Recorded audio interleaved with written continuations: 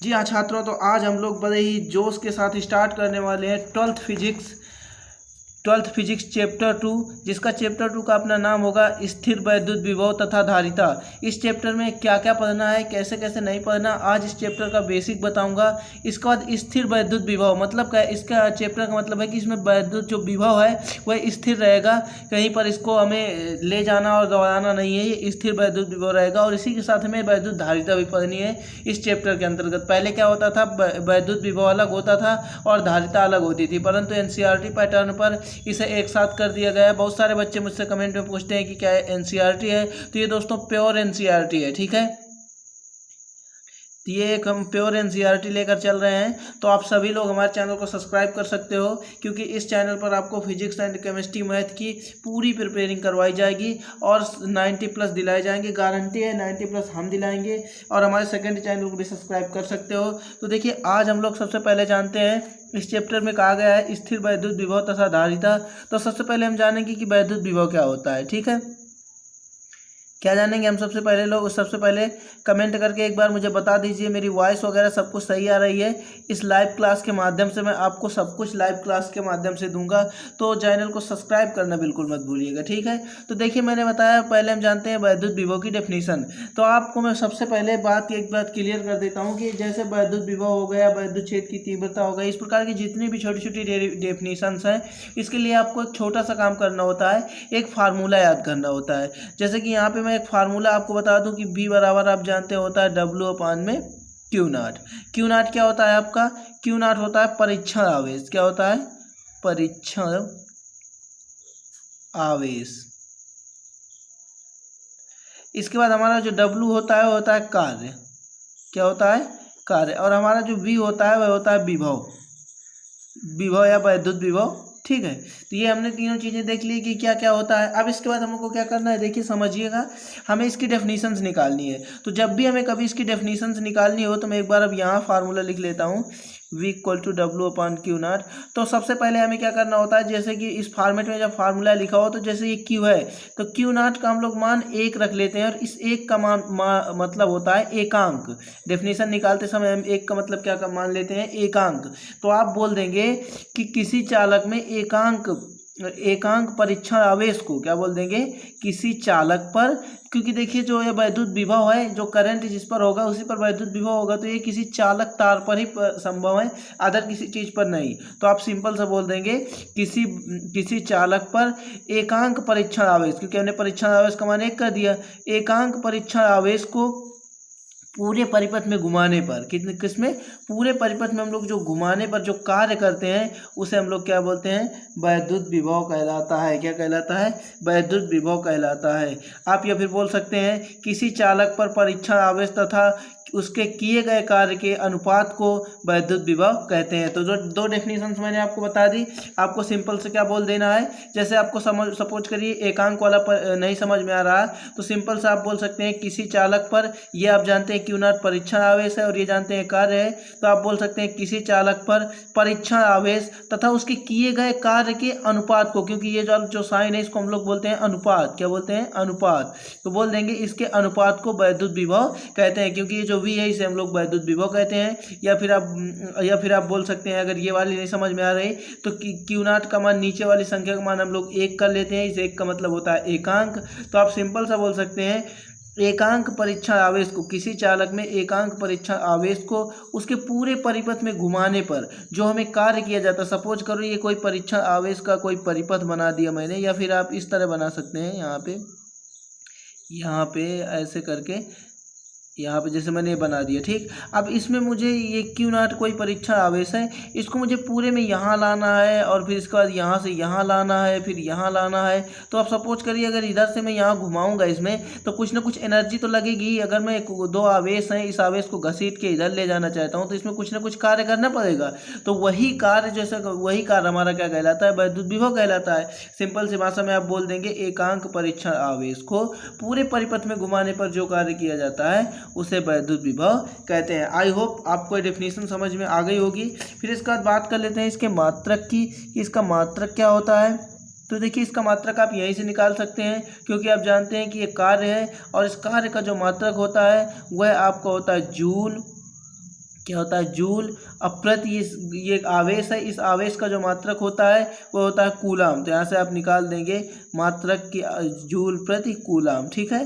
फिर इसके बाद अगर मैं बात करूँ इसकी बीमीय सूत्र की, किसकी बात करूँ मैं, विमीय सूत्र की अगर मैं बात करूँ तो देखिएगा क्या होता है बीमीय सूत्र। तो इसका बीमीय सूत्र अगर मैं बात करूं तो सबसे पहले हमें डब्लू का बीमीय सूत्र पता होना चाहिए। तो मैंने बताया था आवेश, त्वरण, कार्य, ऊर्जा, ये 4-5 आपको बीमीय सूत्र याद करना है। बाकी सब फार्मूले से ही काम हो जाता है और सारे बीमीय सूत्र याद करने की हमें आवश्यकता नहीं है। तो सबसे पहले मैं ये कार्य की हमारी जो बीमीय सूत्र होता है ml² T⁻²। इसके बाद ये इतना होता है, ये होता है किसका, कार्य का, ठीक है। तो हम काय का v का निकाल रहे हैं विमीय सूत्र यानी कि विद्युत विभव का। तो हमें फार्मूला होता है कार्य बटे आवेश। तो हमें पहले कार्य की बीमा रखनी पड़ेगी, फिर आवेश की। तो आवेश की जो बीमा होती है AT।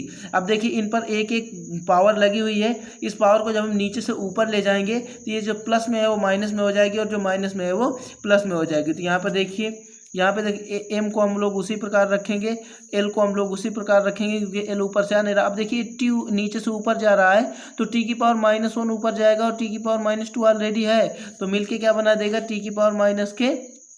तो ये हो जाएगा T⁻3। इसके बाद ये A⁻1 है, ऊपर जाएगा तो A⁻−1 हो जाएगा। यही हमारा क्या होता है, बीमीय सूत्र होता है। कहो तो एक बार मैं इसकी डेफिनेशन फिर से दोहरा दूं। आपको कहना है एकांक आवेश को पूरे परिपथ में घुमाने पर जो कार्य किया जाता है उसे हम लोग, ये क्योंकि ये कार्य है तो इस एकांक आवेश को जितने भी परिपथ हैं उसमें घुमाने पर जो हमें कार्य करना होगा वही हमारा वैद्युत विभव कहलाएगा। या फिर आप बोल सकते हैं किसी चालक पर परीक्षण आवेश तथा उस पर किए गए कार्य के ये अनुपात को वैद्युत विभव कहते हैं। तो आई होप वैद्युत विभव क्लियर हो गया होगा। इसके बाद हम लोग हमारा जो चैप्टर क्या है, वैद्युत विभव तथा धारिता। तो हम लोग पहले जान लेते हैं कि वैद्युत विभव तो हमने जान लिया, अब धारिता क्या होती है। तो चलिए अब धारिता के बारे में भी हम लोग जान लेते हैं। तो अब चलिए जानते हैं वैद्युत धारिता क्या होती है, ठीक है। वैद्युत धारिता क्या होती है दोस्तों, सबसे ज़्यादा आपका वर्क है कि आप इस वीडियो को ज़्यादा से ज़्यादा शेयर कर दिया करिए ताकि और भी स्टूडेंट हमारे साथ जुड़ सकें। क्योंकि देखिए यहाँ पे हम आपको बड़ी मेहनत के साथ पढ़ा रहे हैं। तो देखिए मैंने बताया था छोटी छोटी डेफिनेशन याद करने के लिए आपको एक सिंपल फार्मूला याद करना होता है। तो जैसा कि आप जानते हैं कि Q बराबर होता है फार्मूला CV और जहाँ ये V होता है वैद्युत धारिता। तो हम वैद्युत धारिता की डेफिनेशन निकालना है तो हम C बराबर फार्मूला अगर निकालेंगे तो ये भी इसके अपान में जाएगा तो Q/V हो जाएगा। इतनी सी बात समझ गए। अब इसके बाद इस C को हम लोग क्या बोलते हैं, तो इस C को हम बोलते हैं वैद्युत धारिता या धारिता, ठीक है, वैद्युत धारिता। इसके बाद हम इस Q को बोलते हैं आवेश, मैंने अभी अभी आपको बताया, और इस आवेश का मात्रक भी मैंने बताया कि कूलाम होता है। और इस V के बारे में भी मैंने बताया कि ये वैद्युत विभव होता है। क्या होता है, विभव होता है, ठीक। चलिए कोई बात नहीं।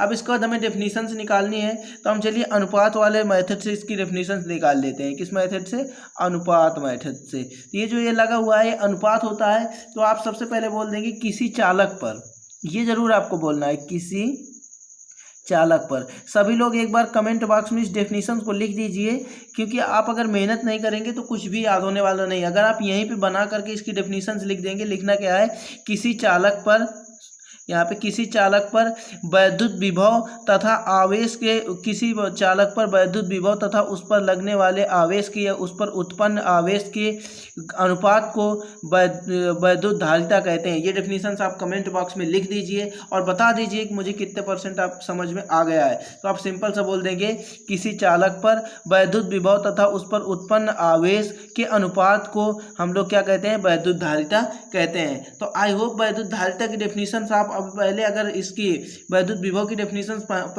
आप क्लियर हो गई होगी तो ये भी क्लियर हो गई होगी क्योंकि मैंने एक ही मेथड बताया है इसके करने का। इसमें आप सिंपल सा बोल सकते हैं किसी चालक पर वैद्युत विभव तथा उस पर उत्पन्न आवेश की मात्रा के अनुपात को क्या कहते हैं, हम लोग वैद्युत धारिता कहते हैं। आई होप वैद्युत धारिता की डेफिनेशन क्लियर हो गई होगी। इसके बाद हम लोग बात कर लेते हैं वैद्युत धारिता के मात्रक की। धारिता का मात्रक, ठीक है, धारिता का मात्रक।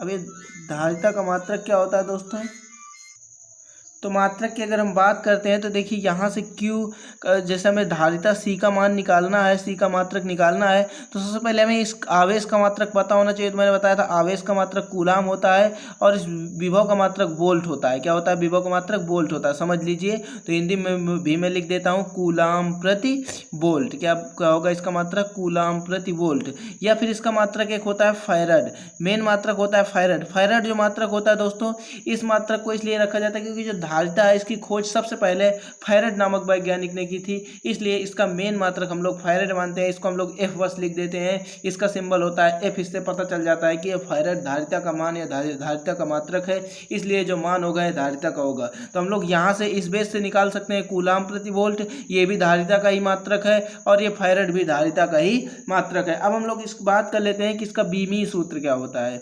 कौन सा सूत्र? बीमीय सूत्र क्या होता है? तो बीमीय सूत्र देखिए दोस्तों क्या होता है। बीमीय सूत्र में हमें सिंपल सा पता होना चाहिए कि इस धारिता का सूत्र क्या होता है, फिर इसके बाद हमें पता होना चाहिए कि इस विभव का सूत्र क्या होता है। ठीक है, तो हमारा जो बीमीय सूत्र है वह निकल कर आ जाता है। ठीक है, तो देखिए हमें सबसे पहले यहाँ पे इस आवेश, जैसे हमें C बराबर फार्मूला होता है हमारे पास Q/V, तो हमें Q का मात्रक रख देना है, हमें C का बीमीय सूत्र निकालना है, तो Q का हमें रख देना है बीमीय सूत्र। तो Q का बीमीय सूत्र क्या होता है? AT। इसके बाद इस V का बीमीय सूत्र क्या होता है? तो हमने अभी V का बीमीय सूत्र निकाला था और आपके सामने भी ये लिखा हुआ है, तो इसी को हम लोग लिख देंगे V का बीमीय सूत्र ml² T⁻³ A⁻⁻1। अब इसको हम लोग ऊपर ले जाएंगे उसी वे से जो पहले ले गए थे, तो हो जाएगा m इनवर्स। ठीक है, फिर इसके बाद MLT ऐसे होता है MLTA इस प्रकार। तो MLTA, तो अब L को ले जाएंगे तो L की पावर हो जाएगा -2, क्योंकि 2 ही L हैं, तो L की पावर -2। अब फिर इसके बाद T, तो देखिए T-3 यहाँ है और एक T ऊपर है, तो हम इसको जब ले जाएंगे तो प्लस में हो जाएगा और ये प्लस का T की पावर कितना हो जाएगा? 4 हो जाएगा। फिर इसके बाद A की पावर -1 है, ऊपर ले जाएंगे तो A की पावर 1 हो जाएगा। तो आई होप क्लियर हो गया होगा कि इसका जो बीमीय सूत्र होता है वह क्या होता है। तो मैंने देखिए इस वीडियो में आपको बेसिक सा बताया कि इस चैप्टर में हमें चैप्टर का मतलब क्या है। स्थिर वैद्युत विभव तथा धारिता नाम है इस चैप्टर का। तो अब देखिए हमने इस चैप्टर में स्थिर वैद्युत विभव यानी वैद्युत विभव को जाना, फिर इसके बाद इसमें धारिता को जाना। अब देखिए हमें क्या क्या जानना है। अब जानना है कि दो बिंदु आवेश होंगे, उनके बीच में विभव क्या होगा, फिर किसी वैद्युत द्विध्रुव के कारण वैद्युत विभव की अच्छी स्थिति क्या होगी, निरक्षीय स्थिति क्या होगी। इसके बाद धारिता में जानेंगे कि वैद्युत धारिता क्या होती है, इसको जान लिया। इसके बाद हम जानेंगे इसका समांतर क्रम, श्रेणी क्रम और भी बहुत सारी चीज़ें जानेंगे। फिर इसके न्यूमेरिकल जानेंगे। तो ये था कुछ इसका बेसिक जो मैंने आपको आज बता दिया। अब नेक्स्ट वीडियो में हम लोग मिलते हैं, तब तक के लिए जय हिंद। इस वीडियो को शेयर जरूर कर देना। मेन